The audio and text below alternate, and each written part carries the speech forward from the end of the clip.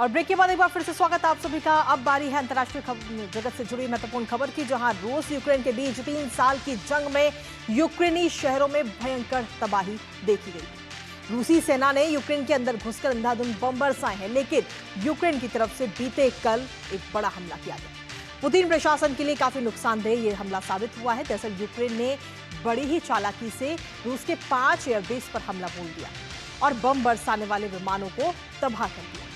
Ukraine पिछले 1.5 साल से इस हमले की तैयारी कर रहा था और इस हमले में रूस के 40 से ज्यादा विमान तबाह हो चुके हैं। इस तबाही के कई सारे वीडियोस भी सामने आ चुके हैं, जिसमें विमानों को जलते हुए देखा जा सकता है। आखिर किन किन एयरबेसों को निशाना बनाया गया है बताएंगे आपको, साथ ही दिखाएंगे तबाही की तस्वीरें। लेकिन उससे पहले आपको दिखाते हैं यूक्रेन ने कैसे बरसाए ये ड्रोन।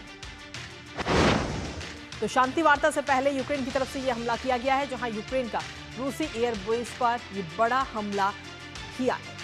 रूस के कई एयरबेस को निशाना बनाया गया और इस हमले में कुल मिलाकर हम देखें तो इस हमले में 40 लड़ाकू जेट को तबाह कर दिया गया यूक्रेन की तरफ से। इसके साथ ही आपको बता दें कि रूस पर ट्रक से ये ड्रोन अटैक हुआ है, ट्रक से इन्हें लॉन्च किया गया था। उसका जो वीडियो है वो भी आपको दिखाएंगे। लेकिन साथ ही लकड़ी की शेड्स के अंदर ये ड्रोन छिपे हुए थे। जिस तरीके से जो वीडियो सामने आया उस वीडियो में साफ तौर पर हम देख सकते हैं कि एक ट्रक है, ट्रक के अंदर लकड़ी के शेड्स बनाए गए हैं और उसके अंदर इन ड्रोनों को रखा गया था। इस पूरे ऑपरेशन का नाम रखा गया था स्पाइडर वेब। इस पूरे ऑपरेशन का नाम रखा गया। इसके साथ ही 5 इलाकों पर एक आतंकी हमला हुआ है। ये बात रूस की तरफ से एक्सेप्ट भी की गई है। रूस ने इस बात को कबूल किया है। साथ ही अगर देखिए तो शांति वार्ता आज होनी है, लेकिन शांति वार्ता से ठीक पहले यूक्रेन की तरफ से ये बड़ा हमला हुआ है। दरअसल आज इस्तांबुल में ये शांति वार्ता होनी है, लेकिन शांति वार्ता से पहले ये बड़ा हमला। इसके साथ ही किस तरीके से रूस की तरफ से पिछले 1.5 साल से ये प्लानिंग की जा रही है, एक नजर उस पर, जहां ट्रक में रखकर रूसी सीमा के अंदर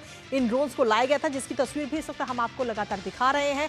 साथ ही लकड़ी के कैबिनों के नीचे इसको छिपाया गया था। ये लकड़ी के कैबिन बनाए गए हैं और इनके अंदर ड्रोन्स को छिपाया गया था।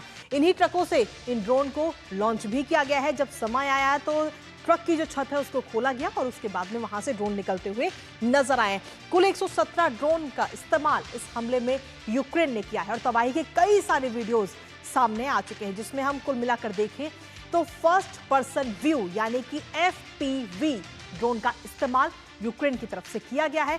और इस हमले के बाद में जेलेंस्की ने सीधे तौर पर अपनी सेना की तारीफ भी की है। क्या कुछ कहा है वो भी आपको बताएंगे, लेकिन उससे पहले आपको बता दें कि रूस ने आखिर किन 5 एयरबेस को अपना निशाना बनाया है। सबसे पहले आपको बता रहे हैं कि मरमस्क को अपना निशाना रूस की तरफ से रूस में बनाया है और यूक्रेन की तरफ से। इसके साथ ही जो दूसरा है वो है इरकुत्स्क, जिसको निशाना यूक्रेन ने बनाया है।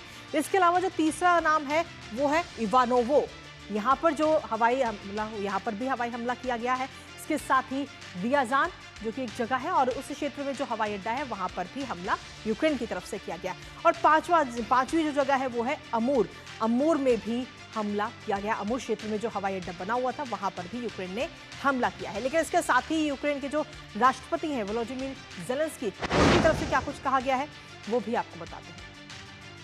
दरअसल सीधे तौर पर जेलेंस्की ने कहा है कि इतिहास में ये हमला जो है वो दर्ज होगा। उन्होंने साफ तौर पर कहा कि ये हमारा सबसे लंबी दूरी का ऑपरेशन था, जिसमें ऑपरेशन की तैयारी में शामिल हमारे लोगों को समय रहते ही रूसी क्षेत्र से निकाल लिया गया और ये ऐसी यूक्रेनी कार्रवाई है जो इतिहास की किताबों में दर्ज होगी। रूस ने ये युद्ध शुरू किया और रूस को अब इसे समाप्त करना ही होगा। ये बात वोलोदिमीर जेलेंस्की की तरफ से कही गई है। लेकिन इसके साथ ही ये तस्वीर भी इस वक्त हम आपको दिखा रहे हैं। ये देखिए, ये ट्रक है और इस ट्रक में से किस तरीके से ड्रोन यहां से निकल के उड़ते हुए नजर आ रहे हैं। यहां से निकल कर जाते हैं और जो हवाई अड्डे हैं वहां पर ये ड्रोन हमला करते हुए नजर आते हैं। ये तस्वीरें सामने हैं। हालांकि इसके अलावा और भी कई सारी तस्वीरें हैं, जिन तस्वीरों में हम साफ तौर पर देख सकते हैं कि किस तरीके से लड़ाकू जो जेट हैं उनको ध्वस्त किया है यूक्रेन के इन ड्रोन्स ने। आइए आपको सीधा रुख करते हैं। इस वक्त हमारे साथ हमारे सहयोगी अक्षय डोंगरे इस वक्त जुड़ रहे हैं, सीधा उन्हीं का रुख करेंगे। अक्षय, क्या कुछ ताजा अपडेट है आपके पास में? कुल मिलाकर देखा जाए तो यूक्रेन की तरफ से ये बड़ा हमला किया गया है, ऑपरेशन स्पाइडर वेब, और इस ऑपरेशन की तैयारी पिछले 1.5 साल से यूक्रेन कर रहा था। बिल्कुल, आपने ठीक कहा कृतिका। और जिस तरह से ये हमला किया गया है, एक बार फिर से ये चीज साफ तौर पे डेमोन्स्ट्रेट कर दी गई है कि जो मॉडर्न वॉरफेयर है वो पूरी तरह से बदल चुका है। जिस तरह से फाइटर जेट्स जिनको यूक्रेन ने तबाह किया है और बॉम्बर्स जिनका इस्तेमाल बम वर्षा के लिए किया जाता है जंग में, उनका जो रेलेवेंस है वो लगातार काफी तेजी से कम हुआ है। और एआई और ड्रोन्स ने जिस तरह से पूरे बैटलफील्ड को बदल दिया है, ये एक उसका एग्जाम्पल है। ऑपरेशन सिंदूर उसका एग्जाम्पल था, जिस तरह से हमने भी ड्रोन्स के इस्तेमाल करके, मिसाइल का इस्तेमाल करके और एयर डिफेंस का ये एक तरह से ट्रिनिटी बनाकर हमने जो हमले किए थे, उसको पाकिस्तान ना संभाल पाया, ना उसको रोक पाया, ना ही इस केस में रूस के पास इसका कोई जवाब था। तो आपने ठीक कहा, शांति वार्ता होनी है, इस्तांबुल में टॉक्स चल रही है, लेकिन हमने देखा जिस तरह से रूस ने पहले कदम कुछ पीछे हटाए थे शांति वार्ता से, जब व्लादिमीर पुतिन ने कहा था कि वो इस शांति वार्ता में शामिल नहीं होंगे, उसके बाद व्लादिमीर ज़ेलेंस्की ये कहा। तो कहीं ना कहीं रशिया के ऊपर प्रेशर तो देखिए बढ़ेगा कि इस तरह से वो अपनी जो डोमेस्टिक ऑडियंस है उनको भी जवाब दे। 40 एयरक्राफ्ट मानिए, अब एक स्क्वाड्रन से भी बड़ा होता है, एक बहुत बड़ा नुकसान यहाँ पर रूस को होगा। अब देखने वाली चीज यही है कि कितने और कौन कौन से एयरक्राफ्ट को तबाह किया गया है, कि क्या ये पुराने एयरक्राफ्ट थे, अब एक तरह से मीडियम एज वाले एयरक्राफ्ट थे, या फिर एकदम आधुनिक जो एयरक्राफ्ट है उनके बेस पर हमला हुआ है। लेकिन जिस तरह से जितने सैकड़ों हजारों किलोमीटर दूर अंदर हमला यूक्रेन ने किया गया है, एक चीज तो साफ है कि एक झटका रूस को सीधे तौर पे लगा है, और इसका सीधा असर अब शांति वार्ता के ऊपर भी पड़ेगा।